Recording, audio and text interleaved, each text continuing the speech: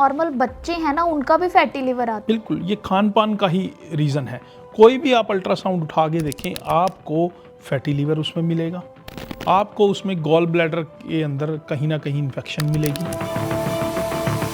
Girls के अंदर PCOD, ovary में कोई ना कोई सिस्ट पड़ी है, यूट्रस के अंदर कोई ना कोई सिस्ट पड़ी है, फाइब्रॉइड हो गया यूट्रस के अंदर, या ओवरी के अंदर कोई ना कोई गांठ आ गई है। ये बड़ी कॉमन प्रॉब्लम है जो आजकल आने लग गई है। जिस जगह पानी भारी है, पानी में मेटल्स हैं या बॉडी का मैकेनिज्म ठीक नहीं है, तो वहाँ साइलेंट स्टोन पड़ा हुआ है किडनी के अंदर। पथरी पड़ी है 3 mm की, 4 mm की, 5 mm की, और पेशेंट को पता ही नहीं है।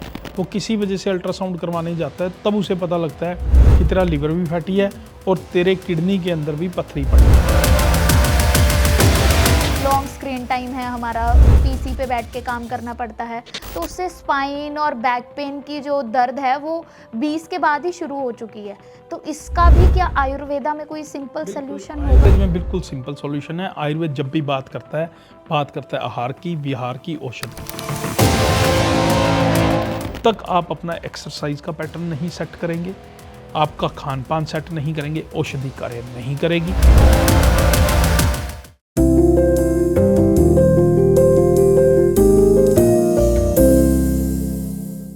नमस्कार, द हेल्थ टॉक शो में आप सभी का स्वागत है और मैं हूं आपके साथ तान्या पाठक। दोस्तों, आज की जो फास्ट पेस्ड लाइफस्टाइल है वहां पर फिट रहना सभी के लिए चैलेंजिंग है, लेकिन ये जो चैलेंज है इसका सल्यूशन हमें आयुर्वेदा में मिल सकता है। और आज इसी आयुर्वेदा के बारे में डिस्कस करने के लिए स्टूडियो में हमारे साथ जुड़े हैं वैद्य डॉक्टर विवेक आहूजा। नमस्कार डॉक्टर साहब, स्वागत है आपका। आपका भी स्वागत है। डॉक्टर साहब, जो लोग बोलते हैं कि मैं फिट हूँ, जिम भी जाते हैं, डाइट भी अच्छी फॉलो करते हैं, लेकिन जब रिपोर्ट्स आती हैं वो बिल्कुल ही अलग होती हैं। उनका कोलेस्ट्रॉल बढ़ा होता है, ब्लड शुगर टेस्ट करवाया जाए तो फैटी लिवर आ जाता है। तो इसका क्या सल्यूशन है और ये क्यों हो रहा है ऐसा? देखिए पाठक जी, आपने बिल्कुल ठीक सवाल किया है। 2 तरह के टेस्ट होते हैं। एक टेस्ट है जो ब्लड टेस्ट करवाते हैं, एक टेस्ट है जो अल्ट्रासाउंड्स के थ्रू हम करते हैं। जब भी कोई ब्लड टेस्ट करवा के पेशेंट जो फिजिकली फिट दिखता है हमें, आज के सिनेरियो की मैं बात कर रहा हूँ, उसमें उसके कोलेस्ट्रॉल लेवल बढ़े हुए आते हैं। ट्राइग्लिसराइड उसमें एक मार्कर है, वो बहुत ज़्यादा डिस्टर्ब आ रहा है आजकल। एलडीएल बहुत ज़्यादा डिस्टर्ब आ रहा है। ये लिपिड प्रोफाइल कोलेस्ट्रॉल के अंदर के टेस्ट मार्कर्स हैं जो डिस्टर्ब आते हैं। दूसरी तरफ अगर हम लीवर की बात करें तो एक टेस्ट है एलएफटी, जो ब्लड के थ्रू ही होता है। उसके अंदर एसजीओटी, एसजीपीटी बहुत बड़े हुए आने लगे हैं। एल्कलाइन फॉस्फेटेस ये भी बढ़ा हुआ आता है। ये तो वो टेस्ट हैं जो आम हर पब्लिक में कम डिस्टर्ब होने लग गए हैं। फिर ब्लड के ही टेस्ट हैं विटामिन डी और बी12 जो हमारे डिस्टर्ब होने लगे हैं, हमारी रूटीन जो हमारी लाइफस्टाइल है उसकी वजह से। इन सभी का कारण हमारा खान पान है। इन सभी का कारण हम आयुर्वेद के हिसाब से कहते हैं आहार आपका ख़राब हो जाना, विहार आपका ख़राब हो जाना। आहार का मतलब है आपका खान पान ख़राब हो जाना, विहार का मतलब है आपका लाइफस्टाइल ख़राब हो जाना, सुबह उठने का पैटर्न, रात को सोने का पैटर्न ख़राब हो जाना। उसकी वजह से ये तो ब्लड की रिपोर्ट्स हैं जिसमें ये ख़राब आते हैं। पैरेलली जब हम अल्ट्रासाउंड कराते हैं, हमारे पास पेशेंट्स आते हैं पेन एब्डोमेन के साथ, पेट में दर्द हो रहा है जी, या मेरे यूरिन करते हुए जलन हो रही है, दर्द हो रहा है, वो किसी ना किसी कारण की वजह से वो अल्ट्रासाउंड करवाता है। अल्ट्रासाउंड करवाने के बाद उसको जो कॉमन प्रॉब्लम्स जो अल्ट्रासाउंड में आजकल हमारे आगे आ रही हैं वो है, सबसे पहले तो उसको फैटी लिवर है। फैटी लिवर वो चाहे ग्रेड 1 है, 2 है, 3 है, फाइब्रोसिस है, सिरोसिस है। जो नॉर्मल बच्चे हैं ना, उनका भी फैटी लिवर आता है। बिल्कुल, ये खान पान का ही रीज़न है। कोई भी आप अल्ट्रासाउंड उठा के देखें, आपको फैटी लिवर उसमें मिलेगा, आपको उसमें गॉल ब्लैडर के अंदर कहीं ना कहीं इन्फेक्शन मिलेगी, लीवर का साइज़ एनलार्ज मिलेगा, लीवर का साइज़ बढ़ गया है। कई बार आपके ब्लड की रिपोर्ट्स एसजीओटीपीटी ठीक आते हैं, पर जब अल्ट्रासाउंड कराते हैं तो उसके अंदर उस पर सोजिश मिलती है, उस पर फैट की लेयर मिलती है जिसे फैटी लिवर कह देते हैं। फिर एक बड़ी कॉमन प्रॉब्लम है गर्ल्स के अंदर पीसीओडी, ओवरी में कोई ना कोई सिस्ट पड़ी है, यूट्रस के अंदर कोई ना कोई सिस्ट पड़ी है, फाइब्रॉइड हो गया यूट्रस के अंदर, या ओवरी के अंदर कोई ना कोई गांठ आ गई है। ये बड़ी कॉमन प्रॉब्लम है जो आजकल आने लग गई है। और जिस जगह पानी भारी है, पानी में मेटल्स हैं या बॉडी का मैकेनिज्म ठीक नहीं है, तो वहाँ साइलेंट स्टोन पड़ा हुआ है किडनी के अंदर। पथरी पड़ी है 3 mm की, 4 mm की, 5 mm की, और पेशेंट को पता ही नहीं है। वो किसी वजह से अल्ट्रासाउंड करवाने जाता है, तब उसे पता लगता है कि तेरा लिवर भी फैटी है और तेरे किडनी के अंदर भी पथरी पड़ी है। सब कुछ रिपोर्ट्स के बाद ये रिपोर्ट्स के बाद पता लगता है। कई बार स्टोन जो है वो साइलेंट पड़ा रहता है, तो वो तब पता लगता है। मैंने तो ऐसे केस देखे हैं जिसमें 28 mm का स्टोन हो गया, पर वो उसको पेन ही नहीं है पेशेंट को, पर वो अल्ट्रासाउंड कराने गया था किसी वजह से, तो पता लगा जी उसके स्टोन है। ऐसी चीज़ें बड़ी कॉमन हो गई हैं क्योंकि हमारा खान पान गलत हो गया। अब जो आपने बात की थी कि छोटे बच्चों में भी फैटी लीवर हो गया, छोटे बच्चों में फैटी लीवर का सबसे बड़ा रीज़न है खान पान। क्योंकि 2 साल का बच्चा, 3 साल का बच्चा जब भी खाना शुरू करता है, माँ उसको बिस्किट दे रही है, भुजिया दे रही है, चिप्स का पैकेट दे रही है, वो किसी भी फॉर्म में चिप्स है, या बर्गर पे है बच्चा, पिज़्ज़ा पे है बच्चा। 10 साल का बच्चा खाना खाना छोड़ चुका है आज के टाइम में, वो सिर्फ जंक फूड और फास्ट फूड खा रहा है, जो कारण बन गया है उसके लीवर को ख़राब करने का, उसको फैटी लीवर हो गया। आजकल जो पेशेंट्स हमारे पास आते हैं, ये मेरी वीडियो ज़रूर शेयर करें, उनके साथ जो ड्रिंक नहीं करते फिर भी उनका लीवर फैटी हो गया। ये कंसर्न सबसे बड़ा हो गया है कि लोग ड्रिंक नहीं कर रहे, छोड़ चुके हैं, नॉन वेज नहीं खा रहे, फिर भी उनका लीवर फैटी है, क्योंकि उनका लाइफस्टाइल ऐसा हो गया है। वो बर्गर खा रहे हैं, पिज़्ज़ा खा रहे हैं, फास्ट फूड में, जंक फूड्स में हैं, बहुत ऐसी चीज़ें मार्केट में आ गई हैं जिसकी वजह से लीवर के ऊपर लोड पड़ता है और लीवर ख़राब हो जाता है। लीवर ख़राब होने से पहले डाइजेस्टिव सिस्टम ख़राब होता है आपका। आप एक हैवी चीज़ डाइजेस्टिव सिस्टम को अपने रेगुलर दे रहे हैं, स्टमक को दे रहे हैं, प्रॉपर च्यू नहीं कर पा रहे। आप खाना खाते हैं, फ़ोन आपके हाथ में है, आप खाना खा रहे हैं, टीवी आप देख रहे हैं, आप खाना खा रहे हैं, बात कर रहे हैं। पहले क्या था, शांत बैठ के खाना खाया जाता था, आप एकाग्रचित होके एक ध्यान में बैठ के खाना खाते थे, साइलेंट होके खाना खाते थे। आज हमें टीवी चाहिए, कोई बंदा बात करने के लिए चाहिए, कोई बंदा को फ़ोन चाहिए, फ़ोन पे हम बात कर रहे हैं और खाना खा रहे हैं। उसकी वजह से हमारा फोकस खाने से हट गया है। हमारे 32 दांत हैं, बड़े बुजुर्ग ये कहते थे कि 32 बार एक जो हमारा बाइट है, निवाला है, उसको चबाया जाए। तो हमने वो काम बंद कर दिया। हम फटाफट मुंह में लेते हैं और हमारे पास टाइम कम है, टाइम कम है, टाइम कम है, फटाफट खाना खाते हैं 2 मिनट में, 4 मिनट में। हम सारा दिन काम किसके लिए कर रहे हैं? खाना खाने के लिए, और खाने को ही हम 2 से 3 मिनट दे रहे हैं। तो वो जो आपने खाना खाया जिसको अच्छे से नहीं चबाया, उसने पेट में जाके ग्राइंड होके पेस्ट बननी है। अब चब के तो गया नहीं वो अंदर, तो अब चबाने का काम कौन करेगा? आपका पेट करेगा। ग्राइंड करने का काम कौन करेगा? आपका पेट करेगा। तो पेट के ऊपर आपने ज़्यादा लोड डाल दिया। आपके यहाँ जो अग्नि है वो उसे पेस्ट की फॉर्म में बनाने के लिए सफिशेंट थी। धीरे धीरे आपने वो बड़े बड़े पीसीज उसमें डाले, अब वो उसको जला भी रही है, उसको ग्राइंड भी कर रही है, उसका सारा प्रोसेस, मुंह वाला प्रोसेस भी वो स्टमक में होने लग गया। तो उसकी वजह से आपकी अग्नि खराब हो गई। अग्नि क्या होती है? जो आपकी डाइजेस्टिव अग्नि है, डाइजेस्टिव फायर है जिसे हम कहते हैं, जठर अग्नि कह देते हैं अगर मैं शुद्ध हिंदी की बात करूं, कि जो खाने को जलाती है, खाने को पचाती है, वो अग्नि आपकी खराब हो जाती है। उस खराब अग्नि की वजह से जो अनडाइजेस्टेड फूड है वही कारण बन गया है आपके फैटी लीवर का। ये नोट करने की बात है। आपका खाना ठीक से ना पचना आपके फैटी लीवर का कारण है, आपके कोलेस्ट्रॉल का कारण है, आपके यूरिक एसिड का कारण है, आपकी शुगर का कारण है, आपके रूमेटॉइड अर्थराइटिस का कारण है, जो गोडे मोडों की दर्द है, जोड़ों की दर्द जिसे हम कहते हैं, उसका कारण आपका डाइजेस्टिव सिस्टम ठीक ना होना है। मेरी वीडियो किसी भी अच्छे वैद्य को दिखाओ, किसी भी डॉक्टर को दिखाओ, वो ये कहेगा कि डॉक्टर साहब ने बिल्कुल ठीक बात कही है कि अगर आपका खान पान ठीक है, आप प्रॉपर खाना खाते हो, उसे चबा कर खाते हो और आपकी अग्नि ठीक है, खाना ठीक से डाइजेस्ट हो रहा है, तो आपको लाइफ में कोई भी लाइफस्टाइल डिसऑर्डर नहीं हो सकता। इन्हीं चीज़ों को अगर हम बैलेंस कर लेंगे तो हम शुगर से बचे रहेंगे, जोड़ों के दर्द से बचे रहेंगे। जो मैं रूमेटॉइड अर्थराइटिस कह रहा था, उसे आयुर्वेद में आम वात कहा गया है। अगर आपका खाना ठीक से नहीं पचा, वो वायु को खराब करेगा, वो वायु आपके जोड़ों में जाके बैठ जाएगी, जिसकी वजह से आपको रूमेटॉइड अर्थराइटिस हो जाएगा। तो जो फैटी लीवर की हम बात कर रहे हैं, फैटी लीवर में सबसे बड़ा कंसर्न जो मैं आपको बात कर रहा था, non alcoholic fatty liver disease, बिना दारू पीने की वजह से भी लीवर ख़राब हो रहे हैं, जो नंबर बहुत ज़्यादा तेज़ी से बढ़ रहा है। दारू पीने की वजह से तो ख़राब थे ही, पर अब बिना दारू की वजह से भी बच्चों के लीवर खराब होने लग गए हैं यंग एज में, जिसका अल्ट्रासाउंड कराओ वो खराब हो रहा है। तो उसके लिए आयुर्वेद में हल है, आयुर्वेद से आप जुड़ें। बहुत ऐसी जड़ी बूटियाँ हैं, जैसे भूमि आंवला एक जड़ी बूटी है। हमारा एक फार्मूलेशन आती है यकृत केयर, जिसमें हमने भूमि आंवला डाला है, आंवला डाला है। ये वो जड़ी बूटियाँ हैं, कालमेघ है, चिरायता है, कुटकी है, ये वो कॉम्बिनेशंस हैं जो कॉम्बिनेशन अगर आप लेना शुरू करते हैं तो आपका लीवर ठीक हो जाता है। चाहे वो फैटी लीवर ग्रेड 3 है, 2 है, 1 है, वो अल्कोहल की वजह से है या नॉन अल्कोहल की वजह से है। तो उसमें हर एक योग जो भी आप आयुर्वेद का देखेंगे उसके अंदर आपको भूमि आंवला जरूर मिलेगा। जो हमारा योग है, हमने भूमि आंवले का एक अलग योग बनाया है जिसे हम भूमि आंवला ही कहते हैं, उसका नाम ही भूमि आंवला है ताकि आसानी रहे लोगों को समझने में।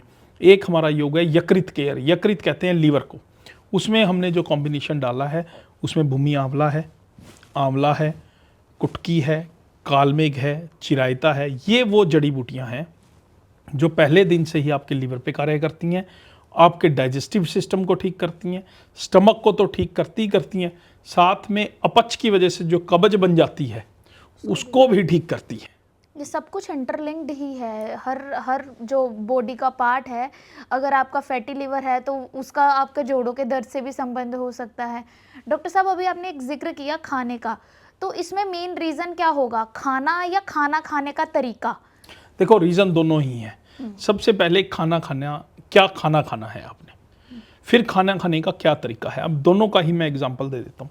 खाना वो खाना चाहिए जो सुपाच्य हो। सुपाच्य का मतलब है जल्दी से पच जाए, आपके लीवर के ऊपर लोड ना दे।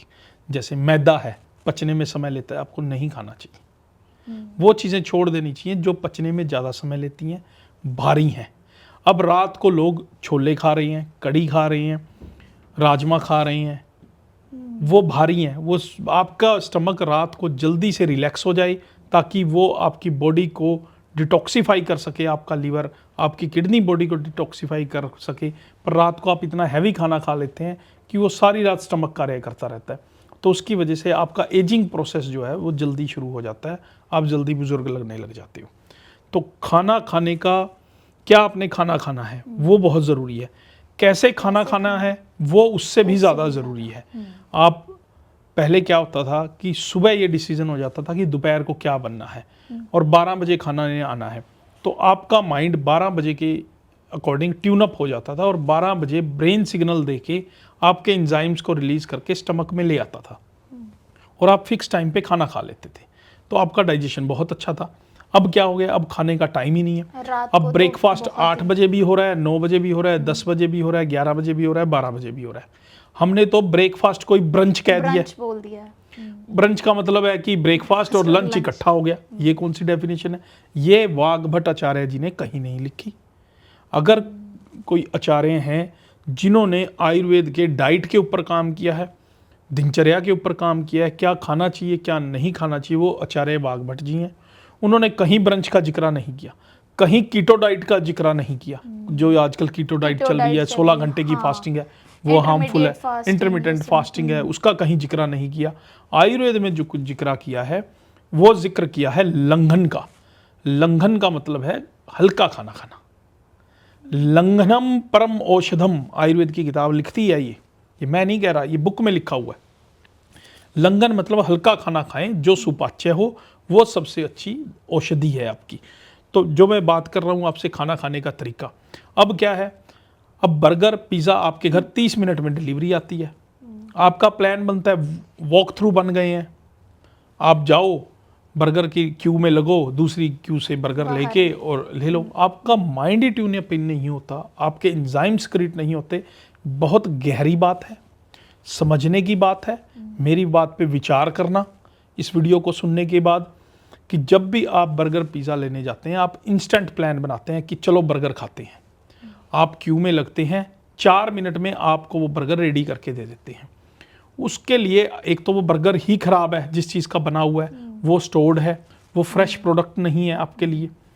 और जितनी स्पीड से आपके ब्रेन ने वर्किंग नहीं की अभी तक कि उसके एंजाइम स्टमक में आए, तो खाने का तरीका और खाना दोनों ही एक दूसरे के साथ 50-50% रोल प्ले करते हैं। अगर कोई भी चीज़ गलत है तो वो दूसरे को हार्मफुल करेगी ही करेगी। डॉक्टर साहब, अभी आपने जिक्र किया फास्टिंग और ये जो डाइटिंग चलती है, इंटरमीडिएट हो गया, कीटो डाइट हो गया, तो क्या इसका जो हम जो खाते हैं ये सोच के कि हमें बॉडी फ़ायदा देगी, लेकिन क्या इसके डेंजरस ही इम्पैक्ट है कि मतलब फ़ायदा कुछ भी नहीं है? देखो, आयुर्वेद में इसकी बात नहीं कही गई। 3 तरह के वर्ड होते हैं आयुर्वेद में। एक वर्ड है उपवास, एक वर्ड है व्रत, एक वर्ड है लंघन। ठीक है ना जी। उपवास का मतलब है कि आपने वो चीज़ें खानी है, आज मेरा उपवास है भाई, मैंने वो चीज़ें खानी है जो बॉडी में जल्दी पच जाएं। आज मेरा व्रत है, जैसे एकादशी का व्रत है, उसे व्रत कहा जाता है। एक हस्बैंड की को सेफ रखने के लिए व्रत रखा जाता है, वो करवा चौथ का व्रत है, जैसे वो है, वो व्रत है। एक उपवास है। उपवास का मतलब है कि आपने आज सारा दिन में एक बार खाना खाना है, मैं बिना मीठे के खाना खाऊंगी। आपने सारा दिन में आज मैंने अन्न नहीं खाना, आपने खाना खाना है, मैंने फ्रूट खाना है, फलाहार खाना है, आपने खाना है, मैंने आज सिर्फ दूध पीना है। तो वो हो गया उपवास। जो व्रत है उसमें आपने कुछ नहीं खाया, बाद में हल्का खाना खाया। फिर लंघन एक वर्ड है आयुर्वेद में। लंघन का मतलब है आपने जो भी खाया वो हल्का खाया, खिचड़ी है, दलिया है, ऐसी चीज़ें खाई, पर आपने अपने पूरे मील लिए हर बार। तो इसका आयुर्वेद में कीटो डाइट का कोई वर्णन नहीं है। आयुर्वेद में जो बेस्ट तरीका है कीटो डाइट का, जो आप भोजन को जल्दी कर लें, रात को 7 बजे आप खाना खा लें और सुबह 8-9 बजे आप खाना खाएं, या जब आपको भूख लगे तब खाना खाएं, क्योंकि आपकी अग्नि जब प्रज्वलित हो तो वो 12 घंटे का ऑटोमेटिक गैप है। पर भोजन ऐसा नहीं है कि आपने पूरा 16 घंटे कुछ नहीं खाया, उसके बाद आपने हैवी डाइट ले ली, वो बिल्कुल नुकसान है, उसका कोई वर्णन नहीं है। पर आयुर्वेद की जड़ी बूटियाँ कार्य करती हैं, आपकी अग्नि को प्रज्वलित करती हैं और आपको स्वस्थ रखती हैं। डॉक्टर साहब, मेरा एक और सवाल था, ये तो चलो डाइजेशन हो गया, लीवर हो गया, लेकिन आजकल हमारा जो लाइफस्टाइल है, हमें लॉन्ग टाइम मतलब लॉन्ग स्क्रीन टाइम है, हमारा पीसी पे बैठ के काम करना पड़ता है, तो उससे स्पाइन और बैक पेन की जो दर्द है वो 20 के बाद ही शुरू हो चुकी है। तो इसका भी क्या आयुर्वेदा में कोई सिंपल सोल्यूशन होगा? आयुर्वेद में बिल्कुल सिंपल सॉल्यूशन है। आयुर्वेद जब भी बात करता है आहार की, विहार की, औषध की। आपका विहार खराब हो गया। विहार क्या है? लॉन्ग टाइम बैठे रह रहे हैं आप, आपका स्क्रीन टाइम 3 से 4 घंटे हो गया है, आप नेक को बेंड करके काम कर रहे हैं, आप कमर को झुका के काम कर रहे हैं, आप एक ही जगह बैठे हुए हैं, तो आपकी स्पाइन की जो कॉमन प्रॉब्लम आती है वो आती है, एक तो सर्वाइकल स्पॉन्डिलोसिस पे आपको सर्वाइकल का दर्द है, जिसमें चक्कर आना, सिर दर्द होना, सिर पीछे तक दर्द होना, ये मसल्स का टेंडरनेस हो जाना, अकड़ जाना मसल्स का, ये प्रॉब्लम आती है। पेन का बाजू में रेडिएट हो जाना। फिर सेम प्रॉब्लम कमर में आती है, जिसको हम लंबर स्पॉन्डिलोसिस कह देते हैं। उसमें भी सेम सिम्टम्स हैं, कमर अकड़ जाती है, पीछे दर्द रहने लग जाती है, दर्द पैर में जाने लग जाएगी, कुछ केसेस में तो फुट ड्रॉप हो जाता है, पैर लटक जाता है, यूरिन का कंट्रोल खत्म हो जाता है, टॉयलेट का कंट्रोल खत्म हो जाता है। वो तब होता है जब आपकी डिस्क ज़्यादा दब गई है, वहाँ पे हर्निएशन हो गई है, वहाँ डीजनरेटिव चेंजेस हो गए हैं और स्पेस कम हो गया है। एवरेज स्पेस 11 से 12 mm 13 mm तक होता है। जब वो स्पेस 7-8 mm रह जाए, प्रेस हो जाए, तो ये प्रॉब्लम भी आने लग जाती है। आयुर्वेद इसे बड़ी अच्छी तरह समझता है। आयुर्वेद इसे वात रोग कहता है। वात रोग वो रोग है जो वायु की वजह से होता है। कोई भी डिजीज़ जो आयुर्वेद में नसों से रिलेटेड है, आपकी स्पाइन से रिलेटेड है, वो वात रोग है। आपने वात को बैलेंस करना है। वात को बैलेंस करने के लिए सबसे अच्छा तरीका है आप वो खाना खाएं जो हल्का खाना है, हैवी खाने को छोड़ दें। जैसे उड़द की दाल है, राजमा है, छोले हैं, कड़ी है, दूध है, पनीर है, दही है, लस्सी है, हम इन चीज़ों को बंद कर देते हैं। इसे अपथ्य कहा गया। ये वो अपथ्य का मतलब है जो चीज़ें आपने नहीं खानी। पथ्य का मतलब है जो खानी चाहिए। जो हल्की चीज़ें हैं, ऐसी चीज़ें हैं जो सुपाच्य हैं, जल्दी से पच जाएं, उनका सेवन करना चाहिए। फिर ऐसी जड़ी बूटियों का प्रयोग जरूर करना चाहिए जो आपकी कमर दर्द को, सर्वाइकल पेन को रिलीफ दें। वात की ऐसी औषधियाँ बहुत आती हैं आयुर्वेद में, जैसे लाक्षादी गुग्गल आती है, वात कुजांकुश आता है, महायोगराज गुग्गुल है, हडजोड़ है, शलाकी है, रासना है, पारिजात है। तो हमने इन सभी चीज़ों का कॉम्बिनेशन करके एक फॉर्मुलेशन बनाई जिसका नाम हमने रखा शटिका गो। उसमें क्या है कि हम वो सभी कॉम्बिनेशन, 25 से ज़्यादा जड़ी बूटियों का कॉम्बिनेशन जो कार्य करती हैं आपकी स्पाइन की डिजीज़ के ऊपर, लाक्षादी गुग्गल, वात कुजांकुश रस, महायोगराज गुग्गुल, हींग उसी में हमने डाली, सौंठ डाली हमने उसमें, रासना, वो सभी जड़ी बूटियां जो आपकी स्पाइन को एनर्जी दें, आपकी नर्वस सिस्टम को एनर्जी दें। विटामिन B12 जो कम हो जाता है लोगों में, उसको बढ़ाएं, विटामिन D को बढ़ाएं, कैल्शियम को बढ़ाएं।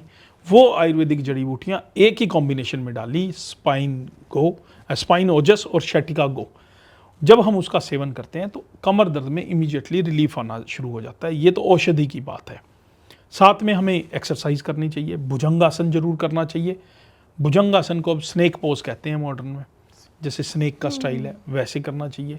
सर्वाइकल के लिए डिफरेंट एक्सरसाइज हैं, हाथ को आगे रख के सिर को आगे की तरफ प्रेस करना, गर्दन को पीछे की तरफ ले जाना, वो एक्सरसाइज हमें जरूर करनी चाहिए। ये लाइफस्टाइल डिसऑर्डर है। जब तक आप अपना एक्सरसाइज का पैटर्न नहीं सेट करेंगे, आपका खान पान सेट नहीं करेंगे, औषधि कार्य नहीं करेगी। सर्वाइकल का पेशेंट मेरी इस बात से एग्री करेगा और उनके साथ शेयर ज़रूर करें जो IT में काम करते हैं और जिनको सर्वाइकल है। अपना खान पान ठीक करें, 20% आपकी सर्वाइकल ठीक हो जाएगी। आपका एक्सरसाइज स्टार्ट करें, 40% और ज़्यादा रिलीफ आएगा, 60% ठीक हो जाएंगे। 40% जो रोल है वो फिर औषधियों का रोल है, जो मैं स्पाइन गो, शैटिका गो और स्पाइनोजस की बात कर रहा हूँ।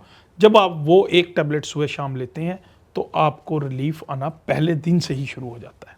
सर अभी हम बात कर रहे हैं डाइजेशन, बैक पेन की, तो सर्वाइकल की भी, क्या इनके अर्ली साइंस भी आते हैं, अर्ली सिम्टम्स जो हमें बॉडी देना शुरू कर दे कि हमें पता है कि, क्योंकि पता नहीं चलता, पता हमें रिपोर्ट्स के बाद ही चलता है, कुछ ऐसे साइंस जो मिल रहे हो बॉडी को? देखो, कोई भी ऐसी डिजीज़ है उसका पहले बॉडी साइन देती है। जैसे सर्वाइकल की बात करें तो पहले टेंडरनेस होगी, आपको भारीपन लगेगा, कमर में आपको भारीपन लगेगा, मसल क्रैम्प्स हो जाएंगी, अकड़ जाएंगी। ये इनिशियल सिम्टम है, हम उन्हें इग्नोर करते हैं, हम उसमें भी रेस्ट नहीं करते, कार्य करते रहते हैं। फिर धीरे धीरे चक्कर आना, सिर दर्द होना, ये अर्ली सिम्टम्स हैं। उसके बाद एक पोजीशन आ जाती है जिसमें जब आप MRI कराते हैं तो स्ट्रेटनिंग ऑफ स्पाइन आ जाती है। आपकी स्पाइन की जो एस शेप है वो स्ट्रेट हो गई, वो प्रॉब्लम उसके बाद आती है। आपके मन के, जिसको हम कहते हैं डिस्क हैं, उनमें स्पेस कम हो गया, ये उसके बाद आती है प्रॉब्लम। जब ये प्रॉब्लम